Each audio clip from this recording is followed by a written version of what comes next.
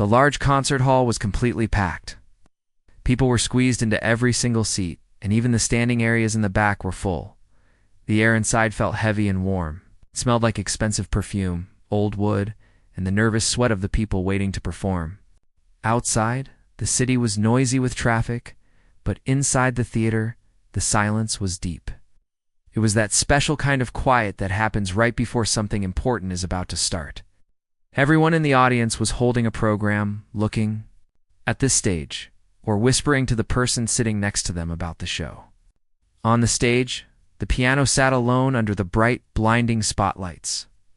It was a massive, shiny black Steinway. It looked almost like a wild animal waiting to be tamed, or perhaps a sleeping giant that could wake up at any moment. The lights shone down on the polished wood, making it gleam. The rest of the stage was dark, hidden in the shadows, so all anyone could see was the piano and the single bench waiting in front of it. Then, a young man walked out from the side of the stage. His name was Leo. He looked very small compared to the huge instrument behind him. He was dressed in a stiff black suit that looked a little too big for him. His black hair was neatly combed, but a few strands were falling onto his forehead.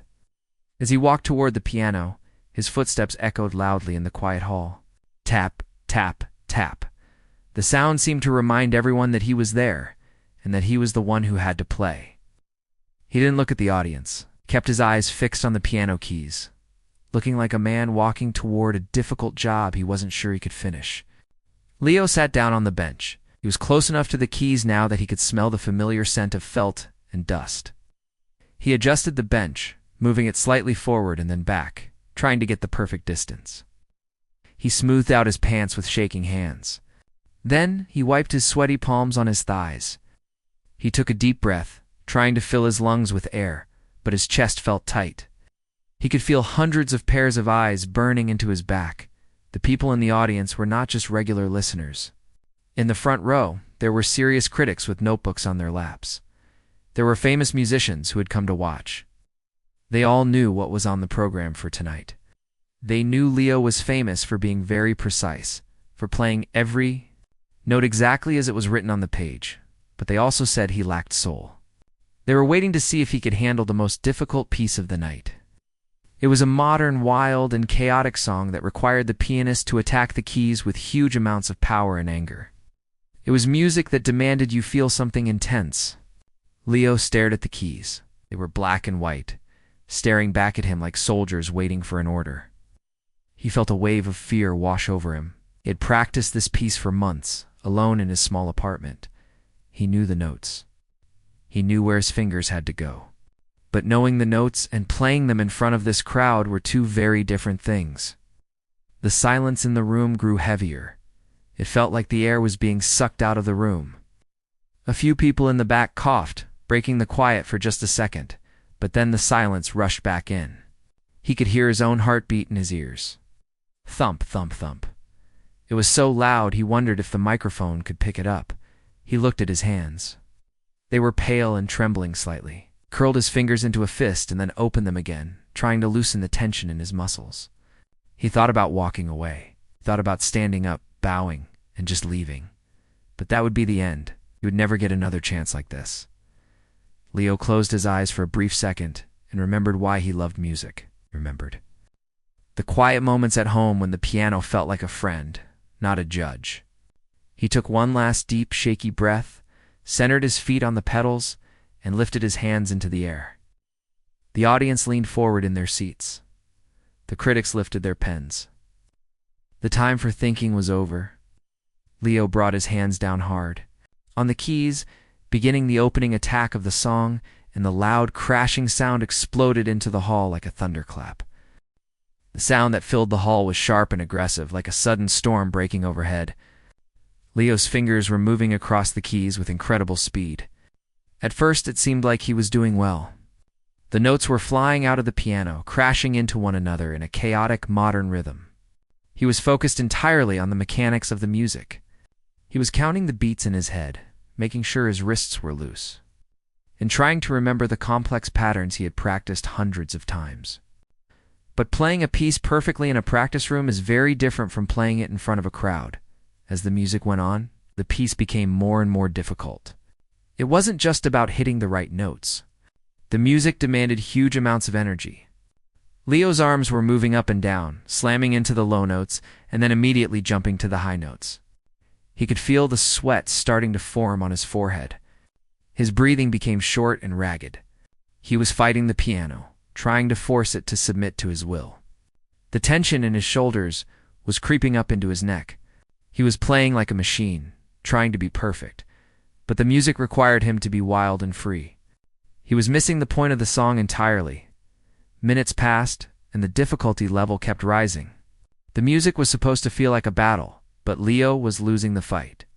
His fingers, usually so precise, began to feel heavy and clumsy. The adrenaline rushing through his body was supposed to help him, but instead it was making him jittery. He felt a sudden cramp in his left hand, but he ignored it, forcing his fingers to keep moving. That was a mistake. In a split second, his timing was off. Instead of a smooth, flowing run of notes, there was a jarring, ugly sound. His fingers slipped and hit a cluster of wrong keys. Clang. The sound was discordant and harsh, cutting through the atmosphere like a knife. It was a total mistake, a moment where the beauty of the music fell apart. Leo's heart skipped a beat. Panic instantly flashed through his mind. He tried to recover quickly, jumping back into the correct rhythm, but the damage was done. The flow was broken. The spell of the music was shattered. He hesitated for just a fraction of a second, but in music, that tiny pause feels like an eternity. He tried to keep going, pushing himself harder to make up for the mistake. He thought if he played faster, he could cover it up. But playing faster only made things worse. His mind was racing ahead, worrying about the next difficult section. His hands couldn't keep up with his racing thoughts. Another mistake happened. Then another. The music was stumbling, tripping over itself. The elegant melody was getting lost in a mess of wrong notes and bad timing. The audience could hear it clearly. The smooth magic of the performance was turning into a disaster. Leo's face was burning hot. He could feel the blush spreading from his neck to his cheeks. He felt exposed, as if a spotlight were shining on his mistakes rather than on his music. He was gripping the keys so hard that his knuckles turned white. He was no longer playing the music. He was just surviving it. He was fighting a war with the instrument, and the instrument was winning. The sound coming from the piano was no longer music. It was just noise. It was loud, angry, and confused noise that echoed off the high ceiling of the hall. Suddenly, Leo's hands stopped moving. He didn't mean to stop. It was like his brain just shut down. His hands froze in midair, hovering over the keys. The piano went silent instantly. The ringing of the last chord faded away into the vast darkness of the theater, leaving a heavy, suffocating silence behind. It was so quiet that Leo could hear the air conditioning humming in the ceiling. He could hear his own ragged breathing gasping for air. The silence was deafening. It was the kind of silence that feels heavy, like a physical weight pressing down on your chest. Leo sat there, staring at the keys, his hands still hovering. He couldn't move. He felt like he was glued to the bench. He was terrified to turn around and look at the faces behind him. He knew exactly what they would look like. He imagined the confusion, the disappointment, and the judgment. In the front row, a well-known music critic sat with his arms crossed. He had been watching closely, waiting to see if the young man had what it took. When the music stopped abruptly, the critic narrowed his eyes. He leaned over to the person sitting next to him, not bothering to whisper. He spoke in a voice that carried clearly in the silent hall. He said, "He can't handle this. It's too big for him." The words were like a slap in the face. A few people in the rows nearby heard it. One or two people let out uncomfortable, awkward laughs. It wasn't a laugh of humor. It was a laugh of awkwardness. They didn't know what else to do. The mood in the room shifted completely. The anticipation was gone, replaced by a thick, uncomfortable tension. The audience members looked at each other, raising their eyebrows. Some people shifted in their seats, pulling out their phones to check the time. Wishing the awkward moment would end, Leo sat frozen on the bench. The critic's words echoed in his mind over and over again. Asterisk, he can't handle this. It wasn't just an opinion anymore. For Leo, it felt like the truth. He felt small. He felt like a fraud who had been caught pretending to be a pianist. The stage lights felt hotter than ever, burning down on him. He felt a bead of sweat roll down his temple and drip onto his collar. He was humiliated. He felt like everyone in the room was laughing at him, even if they were silent. He wanted to disappear. He wished the floor would just open up and swallow him whole. He thought about standing up, walking to the center of the stage, bowing quickly, and running off the stage as fast as he could. He could go back to the dressing room, pack his bag, and never play the piano again. That seemed like the easiest thing to do. It would stop the pain. It would stop the staring. The shame was overwhelming. It was washing over him in waves, making him feel sick to his stomach. He kept his back to the audience. He couldn't face them. He looked down at his lap. His hands were shaking so badly now that he had to clasp them together to keep them still. The silence stretched on. It had been 10 seconds, then 20, then 30 seconds. In a live concert, 30 seconds of silence feels like a lifetime. The air in the room felt stale and suffocating. Everyone was waiting. Would he play the next note? Would he stand up and leave? The suspense was agonizing. Leo felt a lump forming in his throat. He wanted to cry, but he knew he couldn't. He felt the heavy gaze of the critic burning into his back. He realized that this was the lowest moment of his life. All his hard work, all the hours of practice, had led to this one embarrassing moment of silence. He felt like a total failure. He felt exposed and vulnerable in front of hundreds of strangers. He felt that he had been judged and found wanting. He was just a boy on a bench, unable to handle the weight of the music or the expectations of the crowd. The situation felt hopeless. The silence in the concert hall was absolute. It was a heavy, thick blanket that seemed to suffocate everything. To the audience, it probably felt like 10 seconds, maybe 20. But for Leo, sitting frozen on the bench with his back to the crowd, it felt like a century had passed. His heart was hammering against his ribs so hard that it actually hurt. He could hear a high-pitched ringing in his ears, a sound of panic that blocked out the world. He felt completely paralyzed. It was as if his brain had sent a signal to his body to run. But his muscles had stopped listening. He stared down at the black and white keys, but they weren't making sense anymore. They just looked like pieces of ivory and ebony plastic stuck together. The complex sheet music that he had memorized was a blur in his mind. The notes, the rhythms, the dynamics, they were all gone, scattered by the wind of his anxiety. He felt a drop of cold sweat slide down the side of his face and land on the white key of the piano. It looked like a tear. He watched it shine there for a second before it soaked into the surface. The words of the critic kept ringing in his head, repeating over and over like a broken record. Asterisk, he can't handle this. It's too big for him. Asterisk. Those words stung more than the failure itself. They felt like a final judgment. Leo believed them. He looked at his hands, which were trembling in his lap. They looked small and weak. He thought about the angry, difficult music he was supposed to play. He realized he didn't want to play it. He didn't even like that music. It was noisy and aggressive, and it felt like a lie. He had been trying to force himself to be someone he wasn't, a showman, a fighter, but that wasn't who he was. And now, everyone knew it. He closed his eyes slowly. This was the moment where most people would give up. The logical thing to do was to stand up, bow to the audience, to acknowledge the failure, and walk off the stage. That would be the end of it. People would forget eventually, or at least they would stop staring right now. The thought of escaping was very tempting.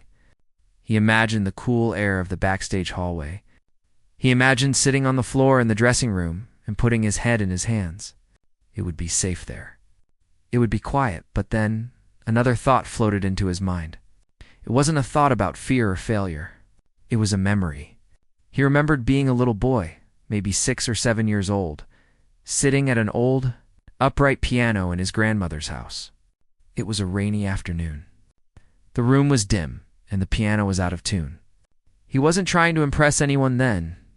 There were no critics, no spotlights, and no tuxedos. He was just playing. He remembered pressing down a chord and letting the sound vibrate through the floorboards. He remembered how the music made him feel safe, like he was wrapped in a warm blanket. He played because he loved the sound, not because he wanted to be famous. Leo realized he had lost that feeling. Somewhere along the way, trying to win competitions and please teachers. He had forgotten why he started playing in the first place.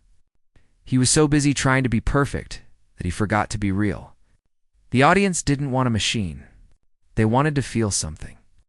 He wanted to feel something. And this terrifying, embarrassing moment on stage was actually a very human moment.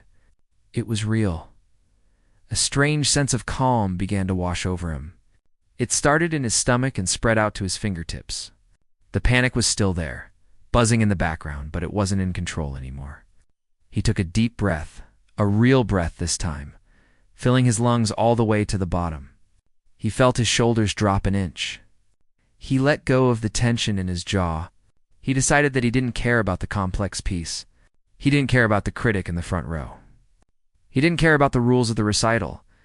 He was already humiliated. He couldn't fail any more than he already had. So, he decided to do something crazy. He decided to play for himself. He didn't look at the sheet music on the stand. He didn't try to remember the fast, difficult notes of the failed composition.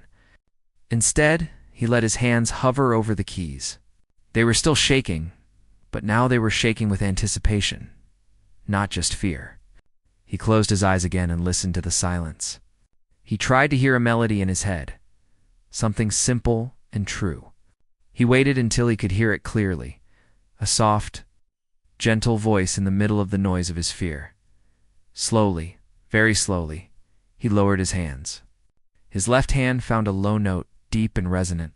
He pressed it down gently, not hitting it, but caressing the key. A low hum filled the hall. It was a simple C note, but in the silence, it sounded huge. It sounded like the earth breathing. He held the note, letting it sustain, letting the vibration fill the wooden body of the piano. Then his right hand moved. He didn't go for the high, flashy notes. He found a soft, sad chord in the middle register. He played the chord. It wasn't part of the aggressive modern piece. It was a simple, beautiful sound, completely different from what he was supposed to play. It sounded like a sigh. It sounded like an apology. The tone was warm and rounded, completely unlike the sharp crashing sounds from before. He let the chord fade away until there was almost nothing left, just a ghost of the sound hanging in the air. The audience was confused. They didn't know what was happening, but no one made a sound. The man in the front row stopped writing. Everyone was leaning forward, trying to understand. Leo took another breath.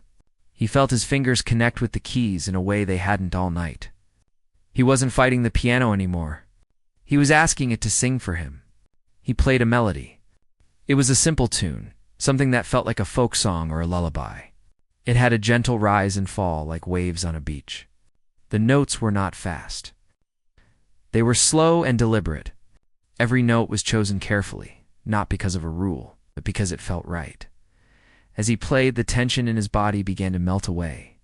He wasn't the great pianist anymore. He was just a human being, sharing a feeling. The music was sad, but it was a beautiful kind of sadness. It was the feeling of missing someone you love, or the feeling of watching a sunset end. It was a feeling that everyone in the room understood.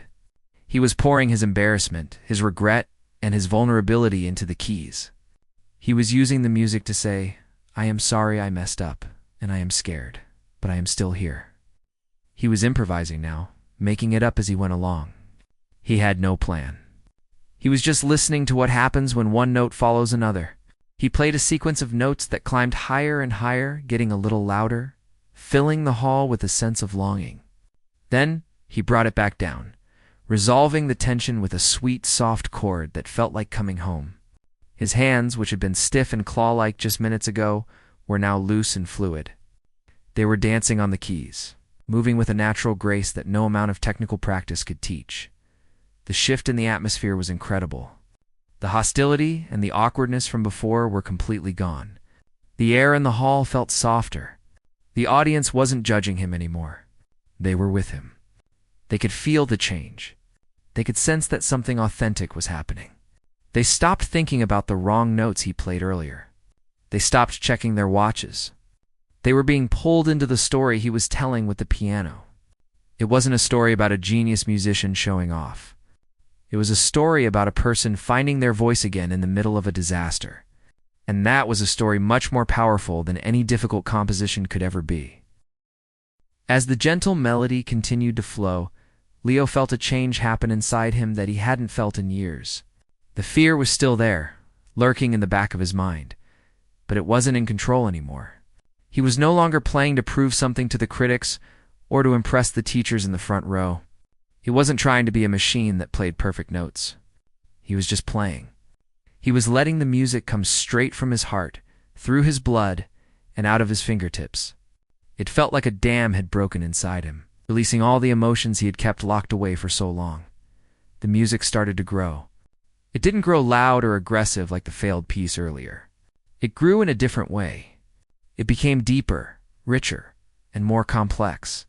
His left hand began to play a steady, rhythmic pattern, like a heartbeat, or the sound of someone walking steadily down a path. His right hand began to weave in intricate melodies around that rhythm. The notes were no longer simple and slow. They started to move faster, climbing up the scale and then tumbling back down. But even though the speed increased, the beauty remained. Every note had a purpose. Every note connected to the next one like a string of pearls. Leo was improvising freely now. He wasn't reading any music. He wasn't thinking about music theory or complicated rules. He was just listening. It was like he was having a conversation with the piano. He would play a question with his right hand, and the piano would answer with a deep hum from the lower keys. He closed his eyes, letting the darkness help him focus only on the sound. He could feel the vibration of the strings traveling through the keyboard and into his hands. It was an electric feeling, a connection between the musician and the instrument that felt almost magical. He wasn't fighting the piano anymore. They were working together. The people in the audience were completely spellbound. At first, they had been confused. They expected him to start playing the difficult, angry music again, or to stand up and leave. But now, they realized something special was happening. The man who looked terrified a few minutes ago was now playing with a kind of calm confidence that was rare to see. They stopped looking at their programs. They stopped whispering to their neighbors. The entire hall was still, focused entirely on the sound floating through the air. The music shifted again. It moved from a sad, reflective mood to something more hopeful. The melodies started to rise higher, becoming brighter and clearer. Leo's hands moved with a grace that was incredible to watch. His fingers danced across the keys, sometimes moving so fast they were just a blur. But the sound was always smooth and singing. He was using the pedals perfectly now, not to hide mistakes, but to blend the sounds together, creating a wash of color that filled the room. It sounded like sunlight breaking through clouds after a long storm. In the front row, the critic who had sneered at him earlier put down his pen. He stopped looking at his watch. He sat forward in his seat, a look of genuine surprise on his face. He could tell that this wasn't written down. This wasn't a rehearsed performance. This was being created in the moment, right in front of his eyes. The critic heard mistakes, little slips of the finger here and there, a note that wasn't quite right.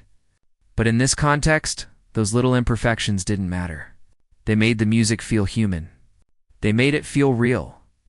It was raw and honest, and it was infinitely more powerful than the technical perfection he had criticized Leo for lacking earlier. Leo poured his entire life into this improvisation. He thought about all the hours he had spent alone in practice rooms, feeling lonely and misunderstood. He let that loneliness out through the keys, turning it into a sound that was achingly beautiful. He thought about the pressure he felt to be perfect, to be the best. And he let that pressure turn into energy that drove the music forward. He played his anger, his frustration, his sadness, and finally his joy. The joy of just being able to sit at a piano and make a sound that could touch another person's soul. The music swelled to a high point. It was grand and majestic, filling every corner of the huge hall. The sound was so full that it felt like it was lifting the ceiling off the building. Leo's body was moving with the music now. He was swaying slightly, his face turned up toward the lights, but his eyes were still closed. He looked peaceful. The sweat on his forehead was drying, and the red flush of shame had faded from his cheeks. He looked like he had found exactly where he was supposed to be. He wasn't the nervous boy anymore. He was an artist. Then, slowly, he began to bring the energy down. The frantic, fast passages started to slow down. The loud, crashing chords became softer. He began to introduce silence again, but this time it wasn't an awkward silence. It was a breathing space. He would play a beautiful phrase, and then let it hang in the air for a moment before playing the next one. The audience held their breath during these pauses, not wanting to miss a single sound. They were on a journey with him, and they didn't want it to end. The melody returned to the simple, folk song tune he had started with. It felt like an old friend coming back. He played it with a tenderness that brought tears to the eyes of some people in the audience. This wasn't just music anymore. It was a story. It was a story about failure, and about how failure isn't the end. It was about finding your own voice when everyone else wants you to be someone else. It was a story that everyone in that room could relate to because everyone has felt like they weren't good enough at some point in their lives. As he played the final phrases, Leo felt a sense of gratitude. He was grateful that the piano hadn't let him down. He was grateful that the audience was listening. He realized that they didn't want him to be perfect. They just wanted him to be honest. By letting go of his need to impress them, he had finally managed to move them. It was a strange paradox. The moment he stopped trying to win was the moment he actually won. His hands moved to the final chords. He played a series of descending notes that felt like a sigh of contentment. And then he landed on a single low chord. He held his hands on the keys, pressing the chord down, letting the sound bloom and then slowly fade away. He listened as the vibration grew quieter and quieter until it was just a whisper in the air. He didn't lift his hands immediately. He stayed there, frozen, connected to the last note, savoring the feeling of the music as it disappeared into the silence. The darkness of the hall felt safe now. The silence wasn't his enemy. It was his canvas. He had painted something beautiful on it, and for the first time all night he was proud. Leo kept his hands pressed lightly on the keys, listening as the very last vibration of the final chord faded into the air. He waited until the sound was completely gone, until the hall was silent again. But this time, the silence felt different. It wasn't the heavy, suffocating silence of failure. It was a peaceful, buzzing quiet, the kind that happens when something truly important has just been shared. He took a slow, deep breath, letting his shoulders drop for the last time. And then he slowly pulled his hands away from the keyboard and placed them gently in his lap. For just a heartbeat, nobody moved. It was as if the entire audience was waking up from a dream. They had been so focused on the melody, so lost in the story Leo had told with his improvisation, that they needed a moment to realize it was over. Then, all at once, the spell broke. It didn't start with a polite clapping. It started with a single voice from the balcony, a loud, "Wow." That cut through the quiet. Immediately after that, the applause exploded. It wasn't the usual clapping you hear at a concert where people are just being nice.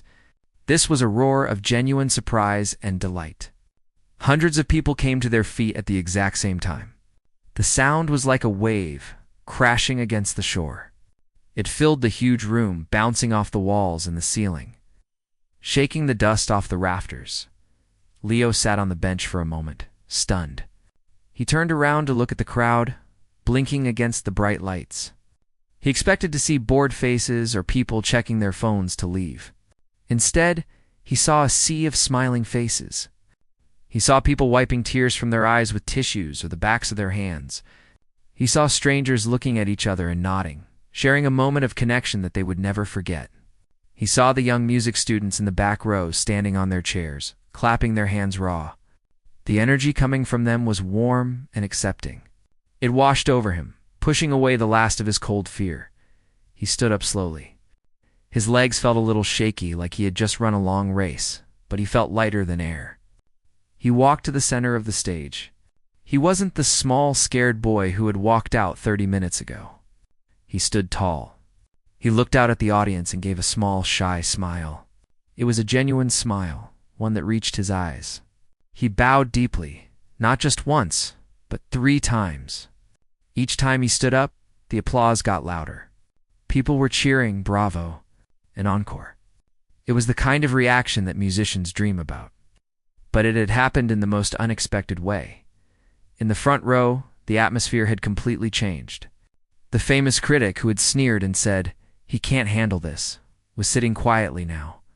He watched the young man on the stage with a look of deep respect. He didn't write anything in his notebook. Instead, he slowly closed it, tapped his pen against the cover, and looked down at the floor, thinking, later, he would write a review that didn't talk about the wrong notes or the forgotten piece. He would write about the bravery it took to stand there in the silence and play the truth. The critic realized that while Leo couldn't handle the difficult composition they gave him, he had handled something much harder. He had handled his own fear and turned it into something beautiful. The other musicians in the front row were applauding too, but not just out of politeness. They were applauding because they knew how hard it is to improvise in front of a crowd. They knew that Leo had taken a terrible moment and turned it into pure magic. They saw the technical skill in his fingers, yes, but more importantly, they felt the emotion in his playing. That is something that cannot be taught. It is a gift. By letting himself be vulnerable. Leo had earned their respect in a way that playing the notes perfectly never could have done. Leo stood there for a long time, soaking it all in. He looked at his hands, the same hands that had been shaking so badly just minutes ago. They felt normal now. They felt strong. He realized that he didn't need to hide behind difficult music or try to be a machine. He just needed to be himself. The audience didn't want a perfect robot. They wanted to connect with a real human being. By failing at the task and succeeding at the emotion, he had given them the best performance of his life.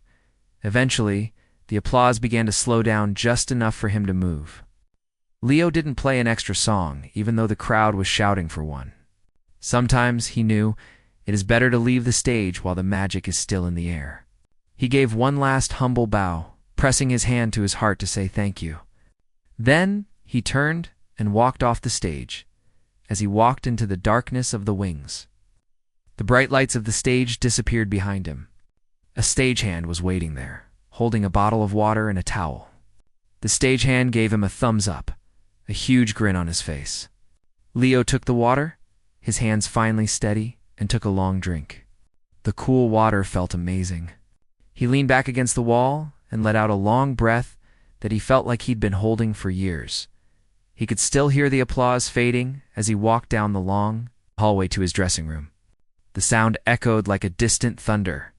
He felt a profound sense of peace settle over him. He knew that tomorrow he would have to go back to practicing and working hard. He knew there would be more critics and more difficult days, but he also knew a secret now. He knew that even when things fall apart, even when you can't handle what life throws at you, you can still create something beautiful. You just have to be brave enough to listen to your own heart instead of the noise of the crowd. Leo smiled to himself in the empty hallway. He hadn't played the piece they wanted, but he had played the piece he needed, and that was enough.